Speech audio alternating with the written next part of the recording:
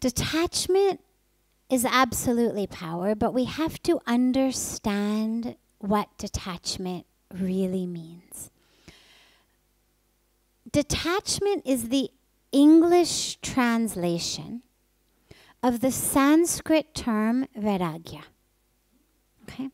Now, vairagya is a great virtue.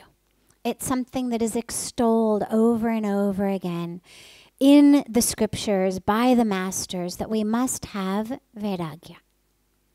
Now, the reason that I mention this is the problem with the translation is what you get is disconnection. And we start to think that being spiritual means to become disconnected. I shouldn't care. And this is where you get all of that, what I call real false spirituality. It's the look at how detached I am. Look at how disconnected I am. Let the world suffer and die. Let them go hungry. Let them be miserable. I'm detached. And then we feel good about ourselves for that because we convince ourselves that that is a spiritual way to live. The person in front of us trips and falls, and we say, oh, must be their karma. And we keep walking on our way.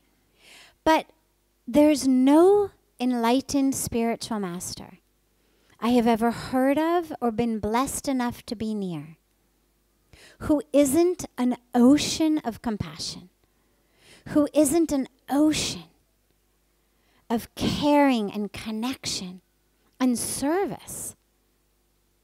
This is why the greatest service is being done by the masters. Because they care so deeply, they are so deeply connected, that the hunger of the world, the thirst of the world, the pain of the world, the misery of the world is something they experience as their pain. And that's why they serve.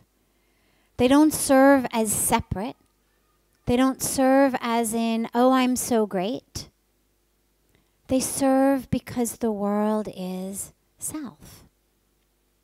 They're really seeing the divine through this third eye, seeing the divine in all, in the hungry, in the sick, in the miserable, in the trees, in the rivers, in the children.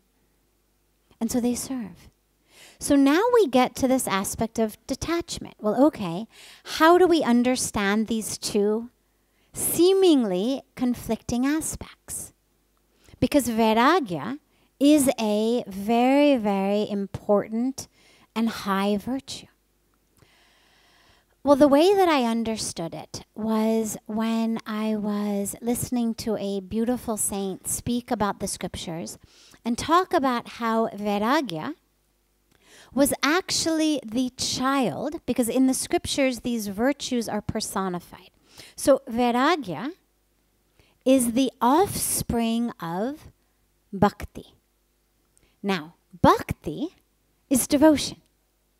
And in the scriptures is personified. Actually, there is a character of bhakti. And bhakti gave birth to vairagya. Now, for me, that explained everything, because bhakti is juicy devotion.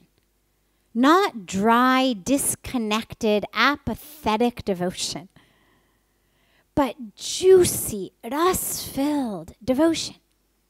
Now, how can juicy love, juicy devotion, give birth to apathy, detachment, disconnection? It didn't make sense to me. And this is when I realized that the English translation I don't think is correct. I think the way of understanding it is we begin with Bhakti, the mother. So we devote ourselves to the divine. Any name, any form, it doesn't matter what our religion is. It doesn't matter how we connect with God. But with deep love and deep devotion for the divine. When that happens, then we have what you could call reattachment.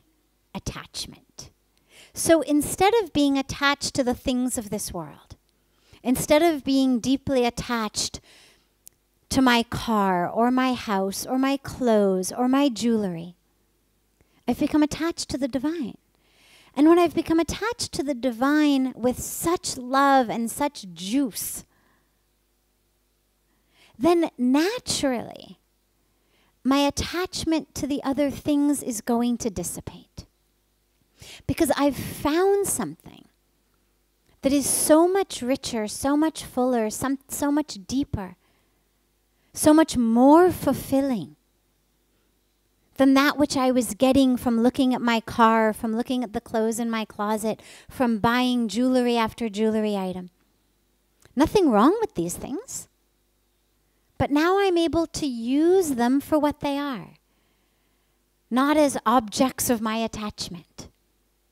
And so when we reattach ourselves through bhakti to God, then we automatically end up with this vairagya. So instead of pushing ourselves away from the world, so it's not about I'm pushing away from you, I'm disconnecting from you.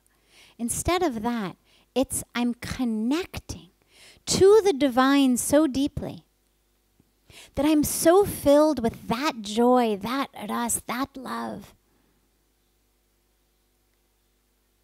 that whether somebody is nice to me or not nice to me, or dances according to my tune, or doesn't dance according to my tune, or brings me flowers and chocolates, or doesn't bring me flowers and chocolates, it doesn't send me going up and down.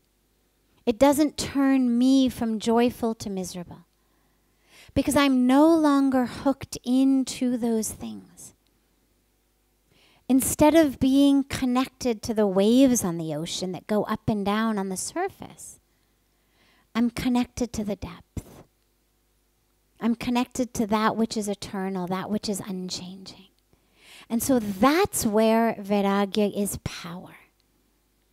But I would be careful about the word detachment, because detachment tends to too easily get co-opted into indifference and laziness and apathy. And that's not a virtue. The virtue is the reattachment to the divine